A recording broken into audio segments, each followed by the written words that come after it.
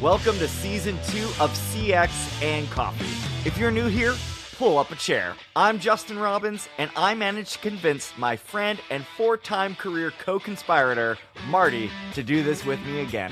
Between the two of us, we've led teams, fixed messy operations, and survived more CX trends than we care to admit. We talk about what's working, what's broken, and what makes both of us shake our heads. Refill your cup, and let's get into it. Let's do it. Marty, it's good to see your face again, buddy. my friend.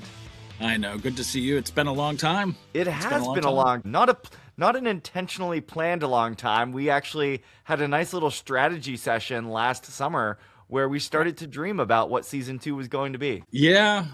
And then, life gets in the way and it felt like we started kicking it down the road. But here we are. We're back in the saddle. Back in the saddle. We've both had a number of projects that we've had since then. But there's also been a lot of change in the world of customer experience. And if you're cool with it, Marty, I would love to use today's conversation to catch up on what's different about customer experience than when we were last on the air. Absolutely. I'm curious from your standpoint, we're both obviously customers living in this world. One of the biggest things that has jumped out to me is how AI really does seem to be everywhere. I can't do a web search without AI giving me ideas and recommendations of what I think I'm doing. I can't write a Word document without it wanting to jump in and edit. And I'm just curious, is it just me? Is it like when you buy a new car and you see everybody driving that car? Or are you feeling the same thing, Marty? Is AI entering our lives as customers more and more and more? Yeah, well, I mean, my day-to-day is in design and music, and it's all over there as well. I mean, it's just,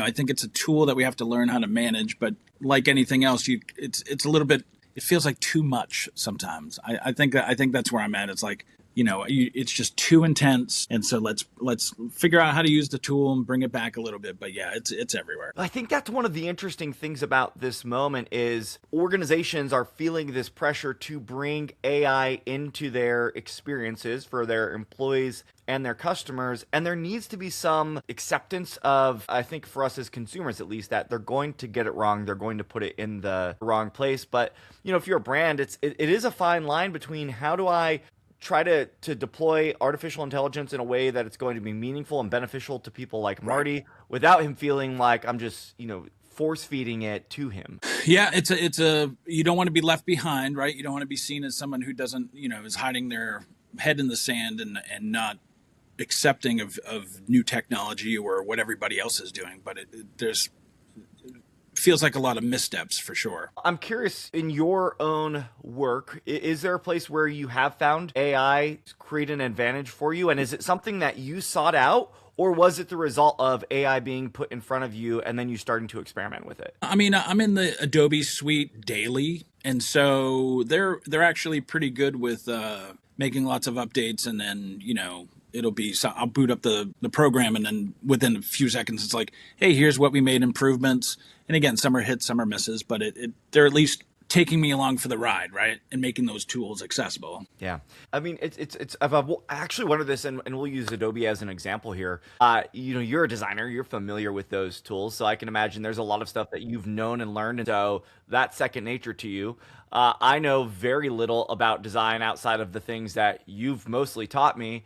And I saw a video in my Instagram feed recently that was talking about a new AI plugin for Adobe. And I was like, oh, I wonder if this means I could really start to feel confident in this tool. And the answer is no, Marty. I totally screwed it up. So I think it is interesting to see how these tools can certainly help people who maybe don't have skill set or capability grow that. But my bet, especially in the near term, is that they're actually going to play a bigger advantage to people like you who already know the suite inside and out and could probably do it without the AI. It's just what enhances your already strong capability. Yeah, it's a time saver. I would say that's the number one benefit I get is knowing what the limitations or, what the program can do, and then accessing these tools to allow me to, remove a background effortlessly. That used to be, not that long ago, there was the zoom in and you're masking out meticulously, a picture of you against a busy background. And it was like, if you had the patience for it, it'd look great.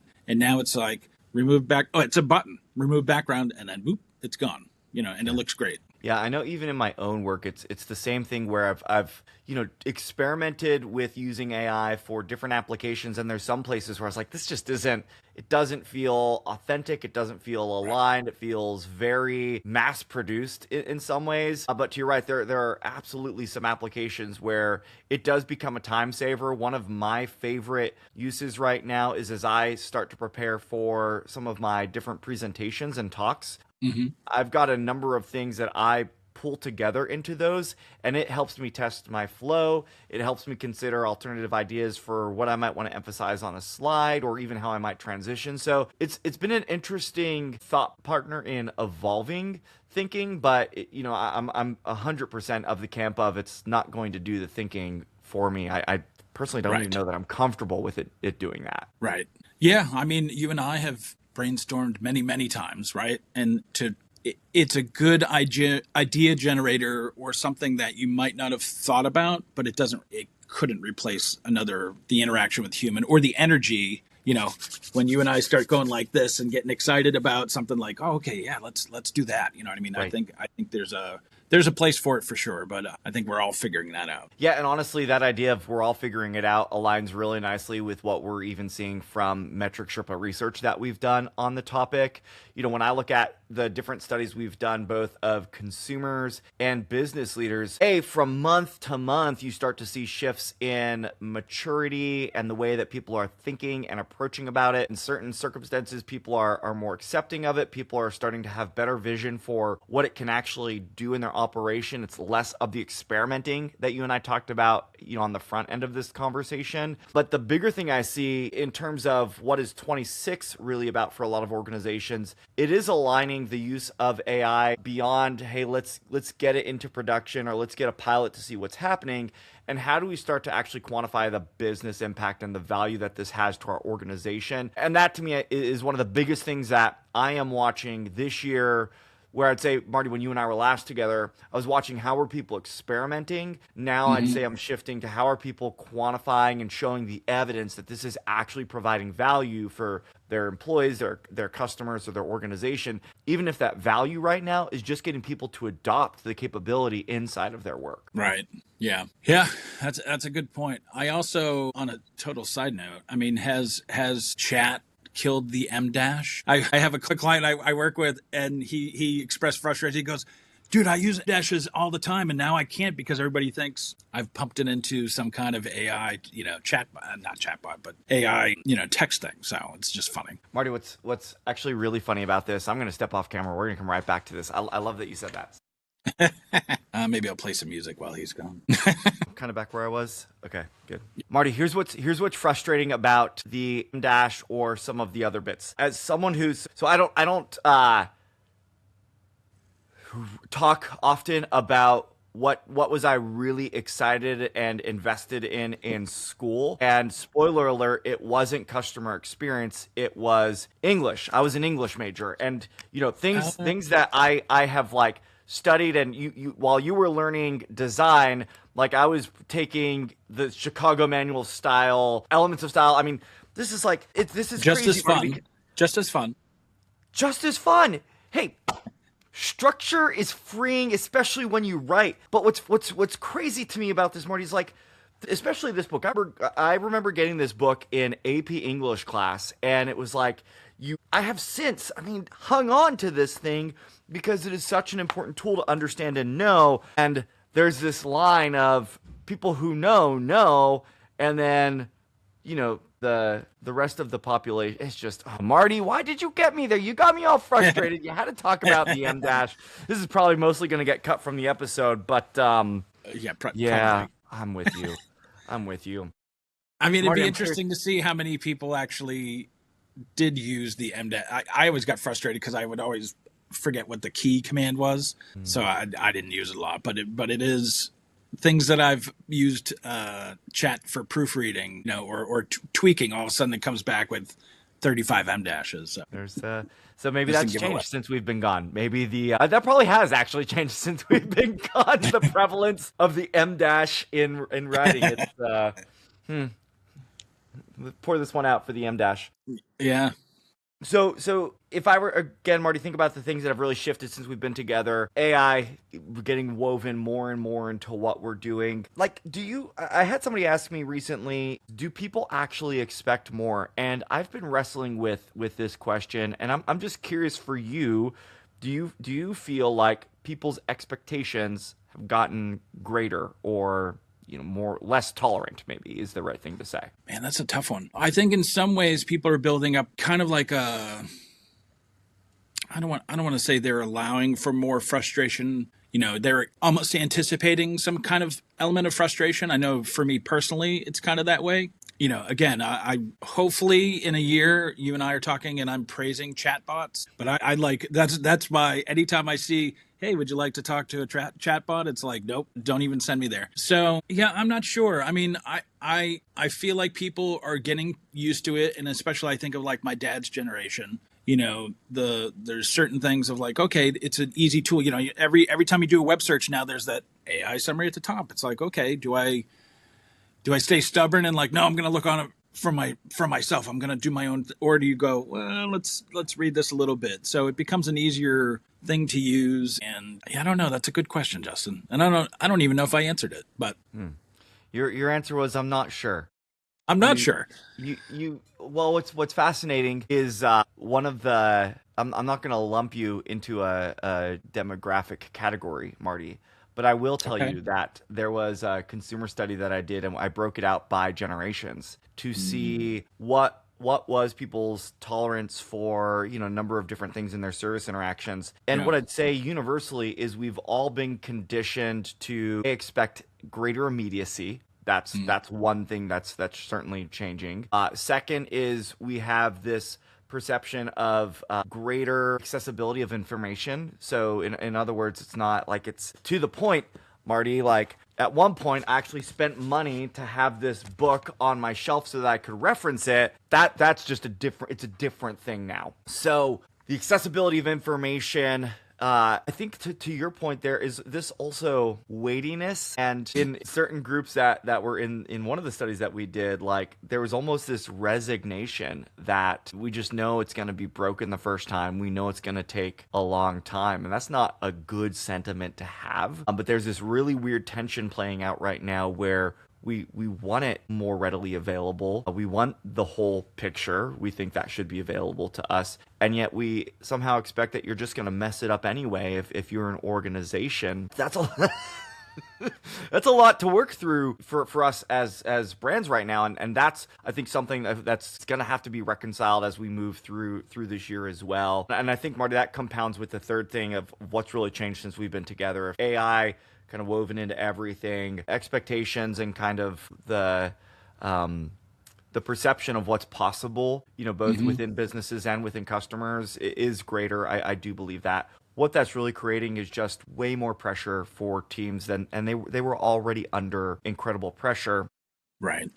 And it's going to be a very telling period of time that we're in right now in terms of what organizations double down on how they design work, and do they do it in such a way that people aren't navigating ambiguity, they don't feel like things are at odds with each other, that we are enabling technology in the right moments, in the right way to everyone's benefit, and that we have a clear and sober mind around what is the impact and value that all of this is going to bring. Because that's the other thing that I think is unfair, but just factual, is that there's unrealistic pressure and ideas around what's going to happen and how fast it's going to happen for these businesses.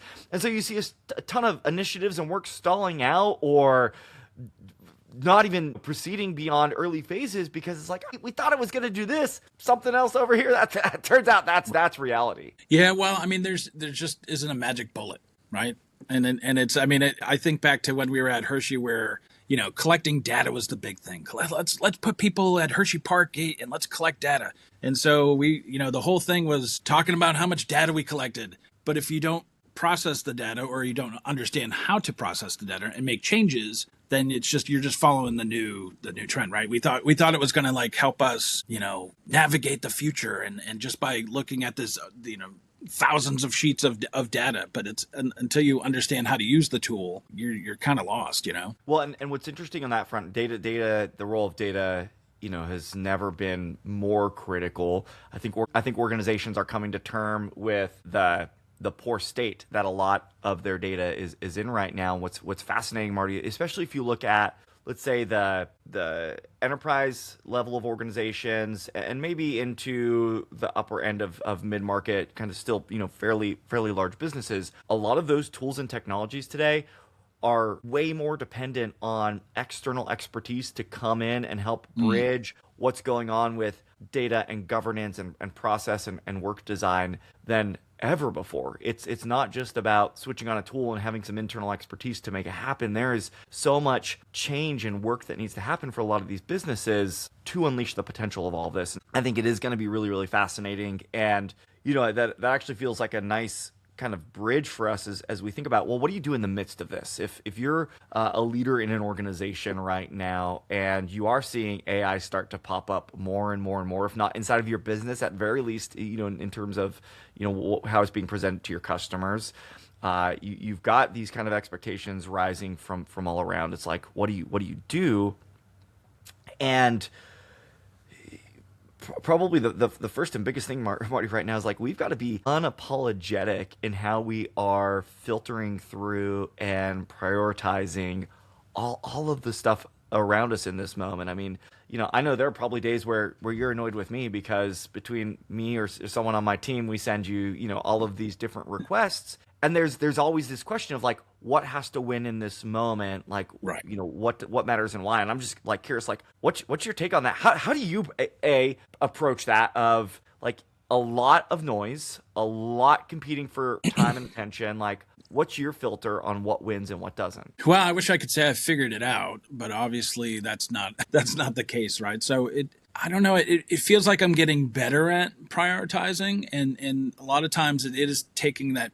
You kind of get in the moment and everything's happening, and it's just taking that breath and saying, okay. And and I think I've reached out to you and your team again, like, all right, guys, we need to. What's the hierarchy here? What's and as we've been throwing things on the pile, just give me a heads up as to like, what are we looking at, deadlines, or what's a priority, what's more important, right? I know we'll address your book, which is another huge thing. We don't need to talk about it just yet, but I mean that stuff around that all of a sudden is like, wow, this is important. Let's make sure we put this in front of the lead, right? And then juggling other clients, and it's just a lot of communication.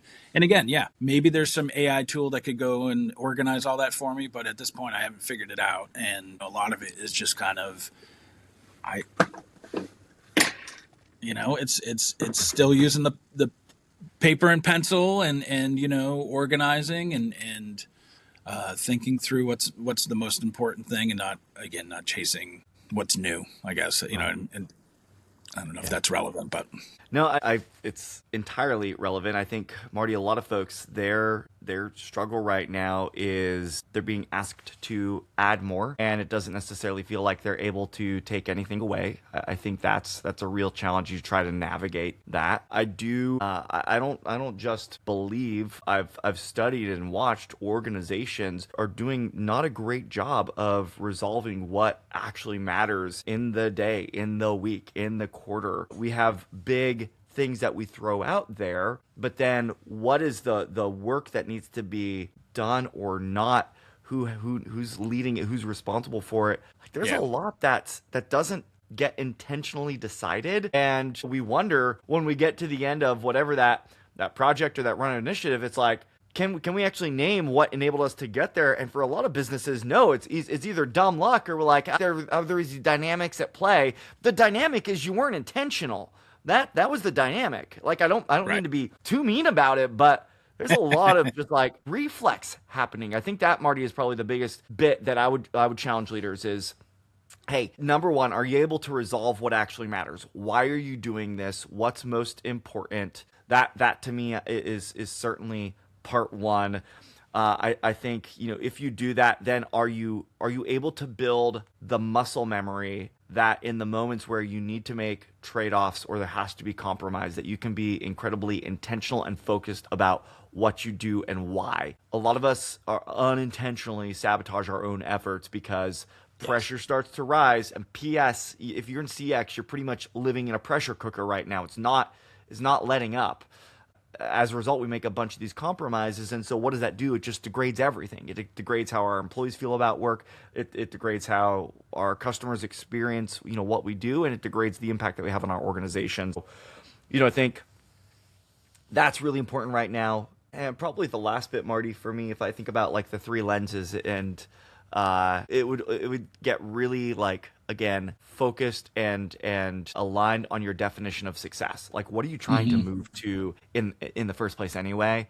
Yeah. I've given the analogy, over the years, like, I've picked up different stories and different analogies. Well, the new one I've picked up since we've been together is really simply this, Marty. If you and I were together in Wilmington, North Carolina right now, and I were to say, hey, we need to go west. That's what a lot of businesses do right now. Hey, we need to provide a great customer experience. It's really no different than saying, hey, we need to go west. We leave and you go and you end up in Seattle and I end up in San Diego. We both went west, but we are hundreds, thousands of miles apart from each other. It's very different if I say, Marty, hey, you and I, we're going to Union Square in San Francisco. We're both going to get to the same destination. Now, our path to get there might be a little bit different, and we can on the back end learn who was more efficient and what did they do, and maybe we have some ideas ahead of time. The way you plan for that is very, very different. That, to me, I think is an important lens for organizations. So be really good about establishing clarity on what matters most. Be intentional about how you're actually making work, and then be able to measure in a way that is proactive and practical and isn't always chasing if only, or we don't understand, or we got to figure out.